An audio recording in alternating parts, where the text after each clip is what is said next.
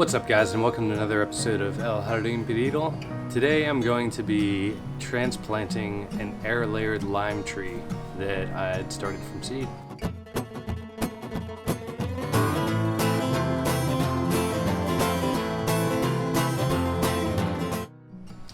So a while back I started a lime tree from seed that I ended up handing off to my parents. They planted it in the ground. It survived winters. It's probably 15 to 20 feet tall now. About 4 months ago, I air layered. I'll step back so you guys can see how big this branch is. But yeah, I air layered it, and I've been peeking at the roots and hadn't seen anything significant until just recently. So we went and sawed that below the root ball there. If you guys don't understand how air layering works, I have made a video that can further explain that a little more. But basically what I'm going to show you guys is how we're going to transplant this and get it thriving, because I eventually want to put this in my backyard, have a nice big lime tree. Of course, the first thing I'm going to do is get a pot, but it's very important to place some rocks on the bottom.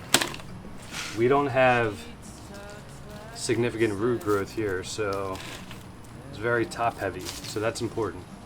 We've had these things blow over before. We are going to take some of the top foliage down and we're going to heavily prune it to kind of make it more like a tree and less like a wily branch, but so that'll take some of that off.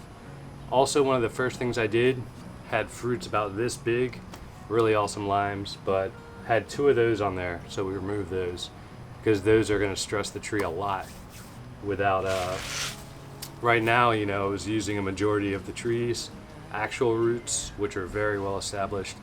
Right now, as I'll show you in a minute, we don't have a lot of roots here, but we have enough to kickstart this. So first off, I have the rocks in here. I'm going to go ahead and put some organic material in here. I have some mulch behind the camera here, and I also have some potting soil that I'll utilize for this. So right now, I'm mixing the potting soil I have with a bunch of semi-composted organic material. Just gonna make sure it has plenty of drainage by doing that.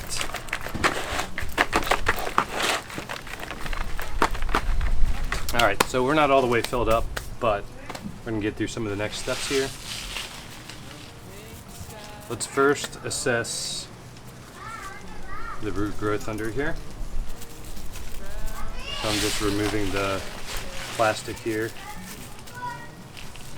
Had this pretty tightly bound.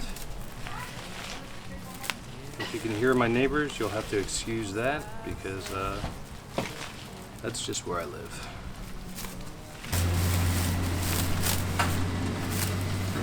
I'm being really careful here not to disrupt the roots that I have.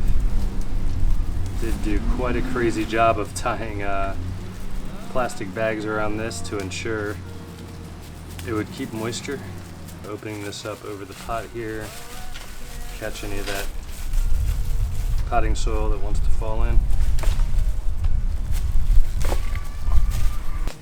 Okay, so here we are. I was being extra careful not to disrupt that root ball, but we have a significant amount of root growth there.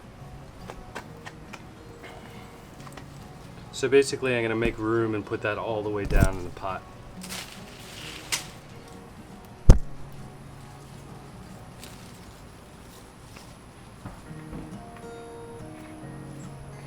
I'm packing some of that dirt down, making sure it's somewhat stable. And I have some more dirt to put around the top here. Alright, so given that we have so many branches and so much foliage, I am going to stake this down before I even start pruning, because we have just a tiny bit of root ball to work with here.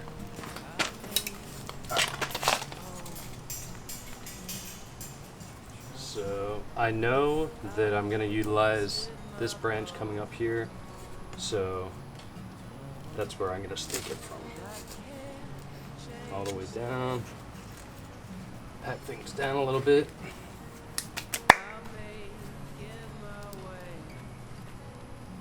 Get some twine here. There we go.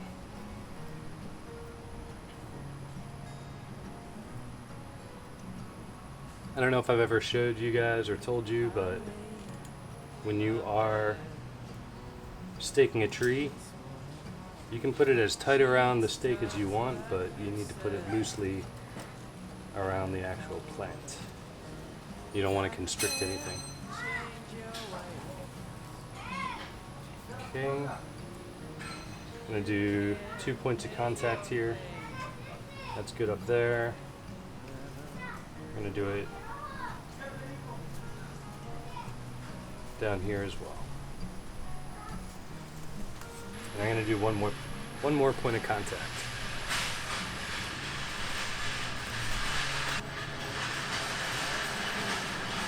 So that part's done. I guess right now I'm going to bring this out a little further so you guys can see what I'm pruning off here and why. Alright, so hopefully we're in focus here. Still getting used to this new camera setup, so bear with me. But I did choose the main branch here. So anything below that, I'm going to take off as close to the trunk as I can.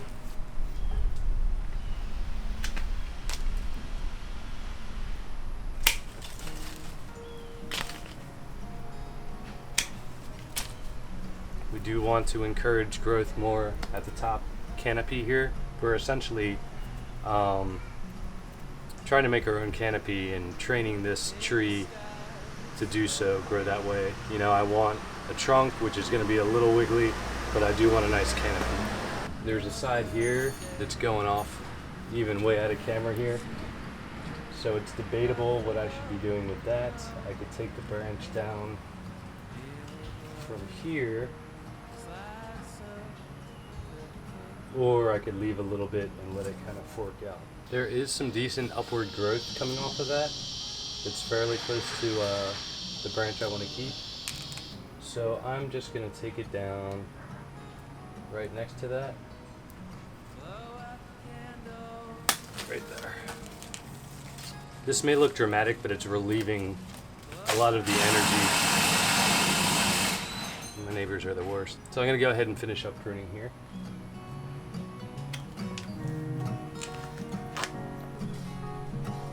Also, I'm taking off anything that looks damaged or kind of withered.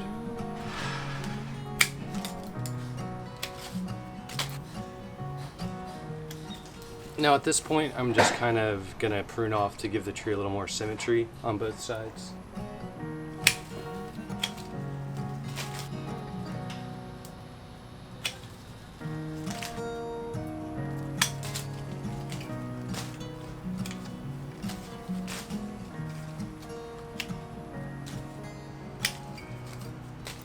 Okay, I'm pretty much done pruning there.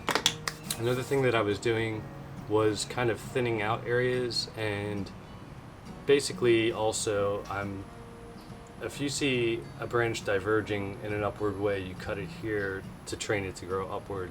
Also, some of the branches had potential to cross and stuff, so I was nipping that. But I'd say where we're at is looking pretty good. I'm gonna give this a really good soak, really good water. I'm going to keep it in partial shade. Probably, I do ultimately want to put this in the ground, but I'm going to have this in partial shade for at least a month. We're going to let it settle down a little bit. It may lose some foliage, that's okay. Some people have you strip off all the leaves. I don't think that's a good idea. I pruned off a lot here. The leaves take a lot of energy from the roots, but they also supply energy to the roots. So you want to find something in the middle. Some people will have you prune the leaves in half. From all the pruning I did here, we have enough foliage just to get by. We may lose some. As soon as we start seeing new foliage and new growth, we'll know that we're on the right path. So yeah, basically, I'm going to put this in under the carport where it gets partial sun, partial shade. Citrus does need a lot of sun, but we don't want it to get shocked here. So once it's well established, I'll put it in the ground. And I think we're about done here. We're gonna give it a really good soak. I'll probably give it a little foliar spray, and we're gonna be well on our way. All right, guys, well, that's gonna do it for today's video. Feel free and leave comments on your take, and if you have any experience in this, I will do an update video. I do a lot of 1-minute update videos, so you might want to subscribe and stay tuned for that. This isn't my first citrus tree I've air layered. This one, I'm gonna say, took about 4 months. So yeah, you have to be pretty patient with citrus. Pomegranates, I think, only took, a month. Some of my last citrus trees were 2 months, so you really need to look in there, peer in there, and make sure they're all right.